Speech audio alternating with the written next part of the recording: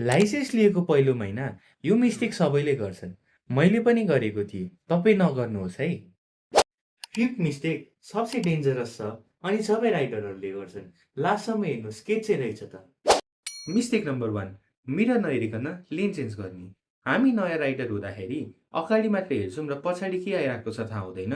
सधैँ lane change गर्दाखेरि हामीले मिरर हेर्नुपर्छ, इन्डिकेटर बाल्नुपर्छ अनि बल्ल लेन चेन्ज गर्नुपर्छ है त।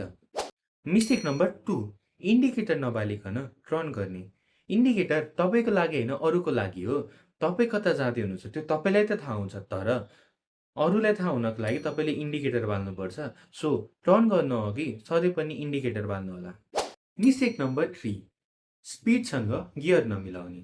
तपाईँले स्पिड त बढाइराख्नु भएको छ तर गियर चेन्ज गर्नु भएको छैन भने चाहिँ इन्जिनको आवाज आउन थाल्छ।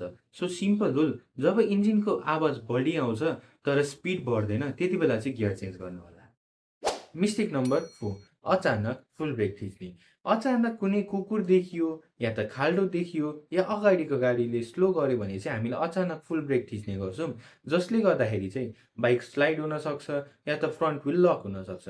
सो यो एभोइड गर्नको लागि चाहिँ हामीले प्यानिक नभइकन स्मुथली अनि ग्रेजुअली फ्रन्ट अनि रियर दुइटै ब्रेकलाई चाहिँ बिस्तारै थिच्दै जानुपर्छ, जसले चाहिँ ब्रेक मजाले लाग्छ अनि हामी स्लाइड पनि हुँदैनौँ, जसले एक्सिडेन्टबाट प्रिभेन्ट गर्छ है त। मिस्टेक नम्बर 5, यो चाहिँ सबसे डेन्जरस मिस्टेक है। हामी चलाउँदै जाँदाखेरि हाम्रो कन्फिडेन्स बिल्डअप त हुन्छ, त्यही साथै हामी केयरलेस पनि हुँदै जान्छौँ।